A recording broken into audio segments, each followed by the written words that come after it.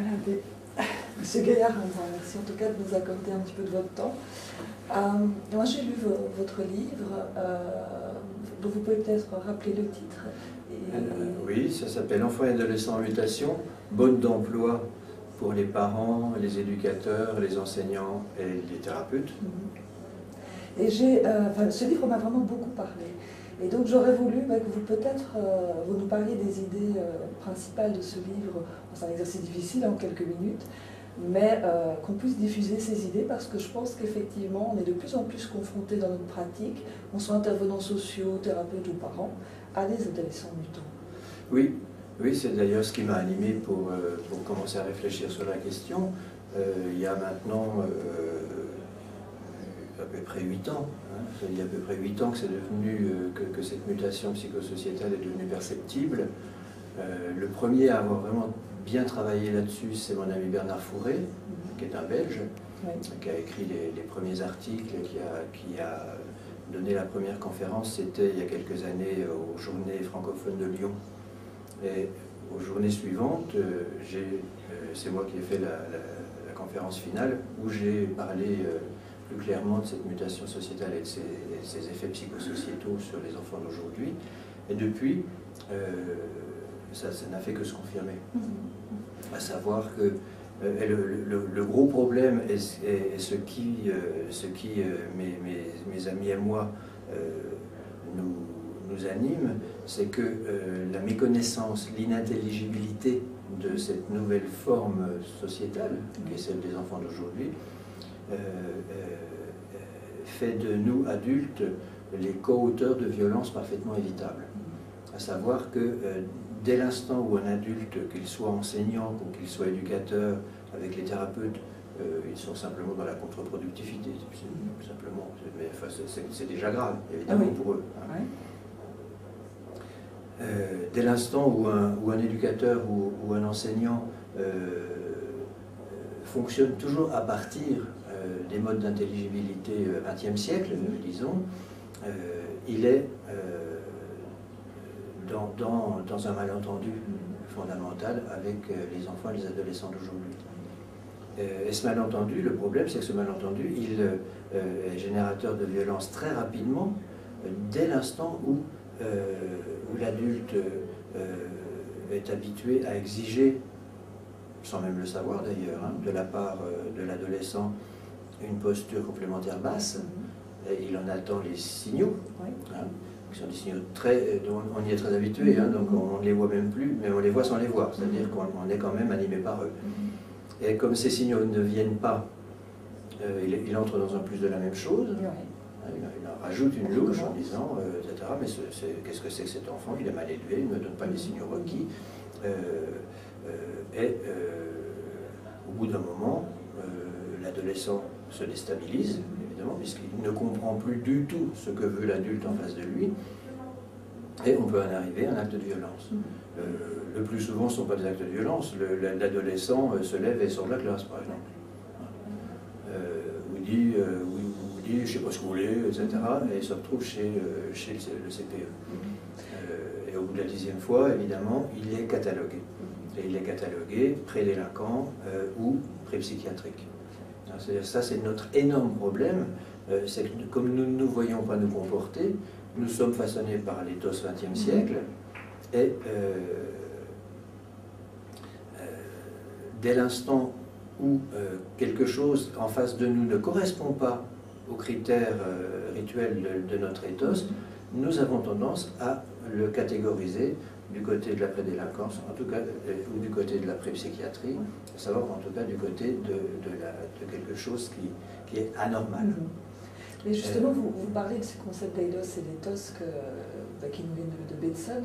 Oui. Est-ce que vous pouvez en dire deux mots sur ce passage, justement, sur ce changement autour de l'eidos et de l'éthos entre le XXe siècle et ce qu'on peut appeler maintenant le XXIe siècle Le XXIe siècle naissant, effectivement. Oui. Alors, le concept d'éthos, c'est un concept extrêmement précieux, comme beaucoup de choses de ce que Bateson nous a offert d'ailleurs. Il reste notre grand-père à tous, le grand-père des systémiciens sans aucun doute. C'est probablement un des penseurs les plus importants du XXe siècle, Bateson, il ne faut pas l'oublier. Alors, ce qu'il appelle ethos, c'est vraiment très pratique pour nous, parce que c'est quelque chose qui résume l'ensemble des comportements attendus. La définition un peu plus précise, c'est dans certaines situations typiques, les membres d'une même société expriment leurs émotions et se comportent de la même façon.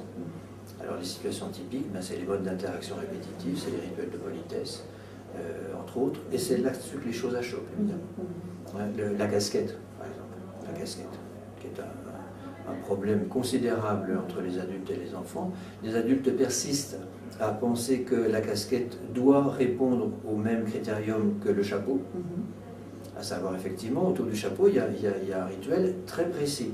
Quand je garde mon chapeau, quand j'enlève mon chapeau, je sais quand je dois le faire et quand je peux ne pas le faire. Et quand je devrais le faire et que je ne le fais pas, je sais que je suis en train de provoquer la personne qui est en face de moi. Et la casquette ne répond pas du tout à ce genre de critérium. La casquette, c'est un instrument de visibilité pour les adolescents qui a à peu près le même rôle que le téléphone portable, par exemple. Oui, vous parlez vraiment de la différence de contact, j'ai envie de dire, des objets aussi, entre notre monde, j'ai envie de dire, nous, qui sommes encore dans ce paradigme du XXe siècle, et puis eux.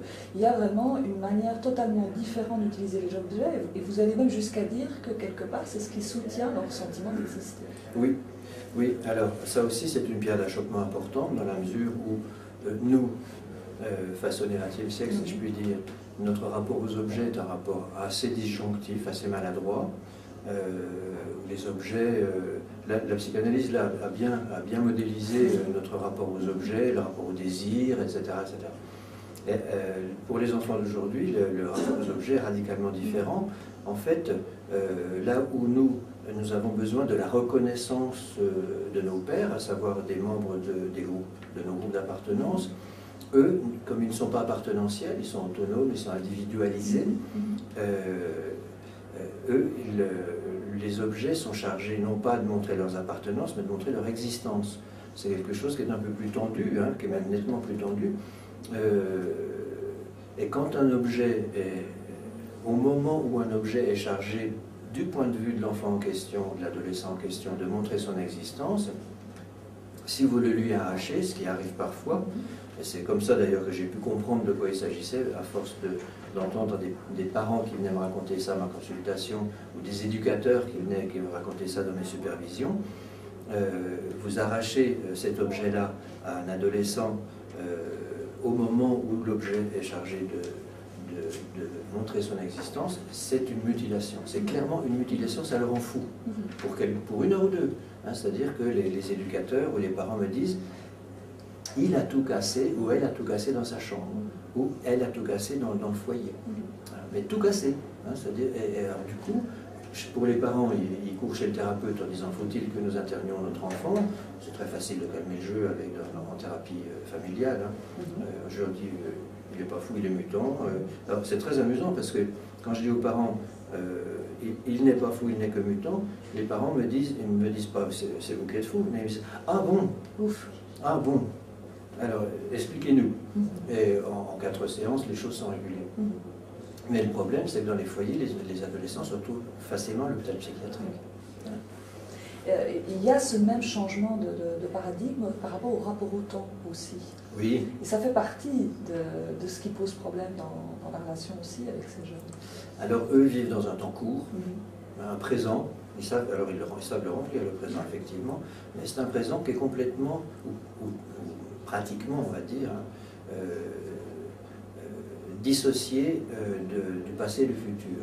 Et d'ailleurs les conceptions du passé et du futur chez les adolescents et les enfants d'aujourd'hui sont extrêmement faibles, hein, c'est-à-dire que ce sont des valeurs complètement évanescentes, le passé et le futur. Alors que pour nous, façonnés au XXe siècle, si je puis dire, nous étions des êtres qui passions notre temps, enfin qui passons toujours notre temps entre le passé et le futur, le présent étant pas beaucoup d'autre chose que le trait d'union, que le pont entre du passé et du futur. C'est-à-dire que nous savons peu habiter le présent, Nous habitons beaucoup notre passé et notre futur. D'ailleurs, nos modèles psychothérapeutiques en attestent.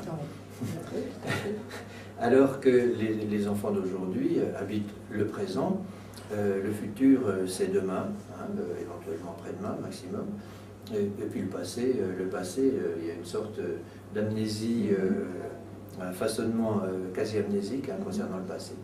Et vous parliez justement dans l'exposé que vous venez de faire, finalement nous, on est des héritiers de mai 68, on avait une adolescence de révolte, et je pense que pas mal d'éducateurs, pas mal de parents se sentent aussi démunis face à ces ados qui ne montrent aucun signe de révolte, face à une situation où quelque part les 68 arts se réveillent aussi en disant il faut continuer à se révolter. Et donc c'est effectivement, ça renforce ce fossé et cette incompréhension. Effectivement, oui. Les éducateurs qui sont des gens de ma génération, en 68 j'étais étudiant, hein, donc je lançais des pavés comme tout le monde, j'étais Mao Spontex, je suis allé en Chine, ça m'a guéri tout de suite. mais effectivement, nous on est des idéologues, hein, c'est-à-dire qu'on est façonné, on est construit à partir de grandes idéologies. Et pour eux, l'idéologie, ça ne veut rien dire du tout. C'est-à-dire qu'il n'y a pas d'idéologie du tout dans leur univers. Alors nous, ça nous chagrine énormément parce qu'on a le sentiment que ça nous a construit, tout à fait. Hein, et que ça nous a été utile. Mais cela dit, dans mon bouquin, dans la deuxième partie de mon bouquin, j'essaye de faire référence un petit peu à l'histoire. Et de me donner un modèle de ce qui se passe dans une société qui précipite une mutation. Et à l'époque, donc, ce qui me semble-t-il, précipite une mutation, c'est essentiellement quand une des grandes parties composantes d'une société complexe prend la totalité du pouvoir, si j'ose dire. Donc ça a été le religieux chrétien au début, ça a duré quand même pas mal de siècles. Ensuite, le politique a pris un peu sa place, mais la seule époque où le politique a pris toute la place, c'était le XXe siècle. Et il y a de quoi avoir peur, dans la mesure où en moins d'un siècle, le politique a réussi à massacrer des millions et des millions, des dizaines de millions. On n'est pas loin probablement des 100 millions si on rassemble tous les fous politiques auxquels on a eu affaire. Et à l'heure actuelle, c'est l'économique qui a pris le dessus, qui rassemble la totalité des savoirs, des richesses, des pouvoirs. Et c'est ce qui précipite le façonnement de nos adolescents. Et ça fait partie des choses qui, nous, idéologues, un peu avec des restes de gauchisme, si j'ose dire, du XXe siècle, on voit des enfants que nous qualifions d'hyperconsommateurs, des mômes qui n'ont pas de valeur, etc. En fait, ça c'est une grave erreur, parce que nos valeurs à nous, il est important de les reconsidérer. Nos valeurs à nous n'ont pas apporté beaucoup de bonheur à la société, c'est clair, c'est même l'inverse. Alors, ils ont des valeurs, eux aussi bien sûr, et le fait qu'ils soient autonomes, à savoir qu'ils vont chercher à l'intérieur d'eux-mêmes les motifs de leurs actions, et non pas comme nous, qui étions des hétéronomes, et qui allons chercher les motifs de nos actions à l'extérieur de nous. Ils sont autonomes, ils sont des individus individualisés, et ça c'est pas un scoop, puisque le processus d'individualisation n'a jamais cessé de se précipiter au niveau de l'Occident en tout cas.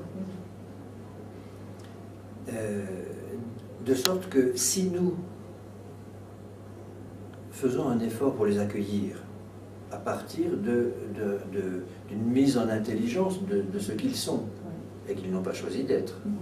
C'est-à-dire que nous allions vers eux plutôt que de vouloir à tout prix les ramener vers le XXe siècle, ce qui ne se produira pas, c'est évident. Alors nous pouvons les aider à ce qu'émerge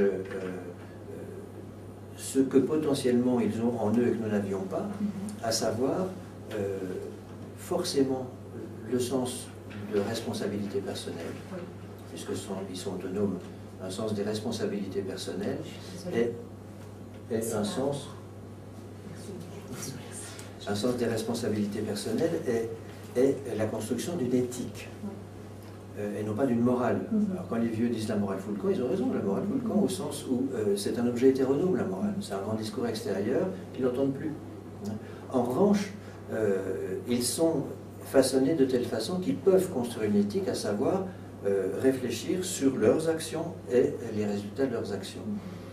Le problème est que l'autonomie leur joue un tour par rapport à ce que nous sommes nous, puisque là où nous pouvions compter sur fais comme je dis et pas comme je fais, hein, c'est comme ça que nous avons été élevés, eux, ils disent je t'observe et je fais ce que je te vois faire. Et comme on leur montre un irrespect permanent, ils apprennent l'irrespect. Comme on leur montre des manquements réguliers au niveau de nous, puisque notre éthique est faible, si je puis dire, hein, au niveau de l'éthique, eh ben, ils apprennent aussi à le faire. Et ça, c'est de mon point de vue de grand-père, si j'ose dire, c'est une véritable tragédie. Et c'est ce qui a fait que nous autres 5 ou 6 mousquetaires, sur leur tour, avons décidé d'essayer de changer les choses. Et ce qui est très... enfin, je me dis, qu'est-ce que vous pourriez donner comme conseil finalement à ces éducateurs, à ces intervenants, à ces thérapeutes, à ces parents que nous sommes, face à cette génération de mutants? Comment est-ce que vous pourriez nous aider à effectivement rentrer en relation avec eux et puis à continuer à cheminer ensemble? Alors, vous savez que donner des conseils, c'est pas, c'est une chose qu'on ne fait pas en thérapie systémique. C'est vrai. Alors, simplement, ce que je me dis, c'est que il est important que nous faisions le nécessaire pour nous rendre intelligibles à nos propres yeux ce nouveau façonnement. Et accepter l'idée qu'il s'agit d'un façonnement, il ne s'agit pas d'une déviation. Et que nous apprenions, alors apprendre à vivre avec eux.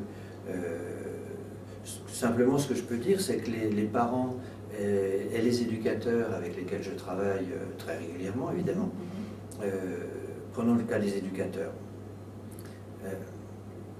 Dès l'instant, que ce soit même à la PJJ, hein, là où ils ont affaire à des adolescents en extrême difficulté, qui sont devenus violents, qui n'ont pas grand-chose à perdre, voire rien à perdre, etc. Donc beaucoup de violence.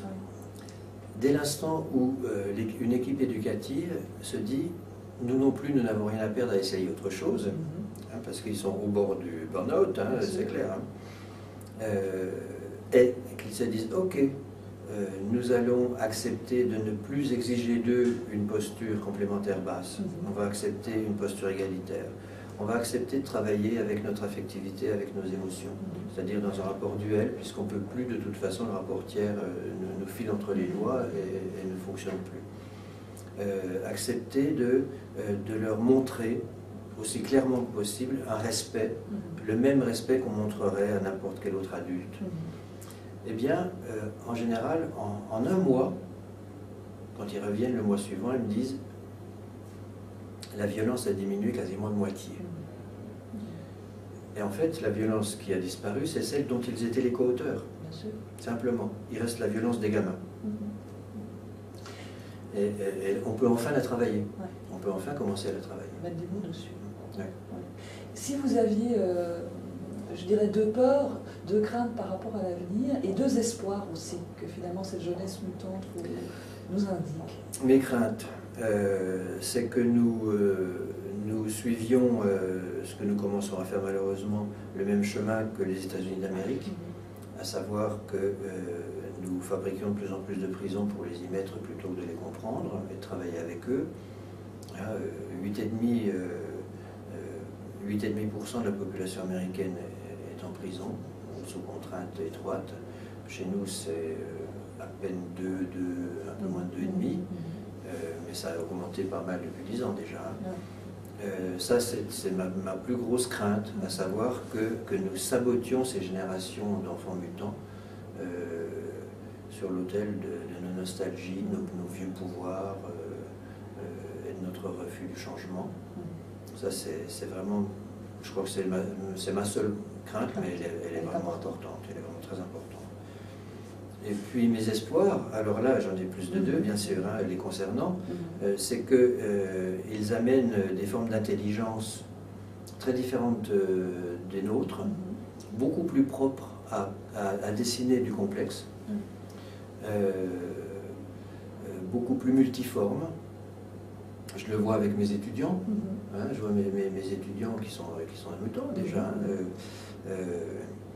Effectivement, si je fonctionnais à partir des critères de l'intelligence, de la rigueur cartésienne qui a été celle dans laquelle on a grandi, je passerais mon temps à déchirer leur mémoire en leur disant c'est rien du tout.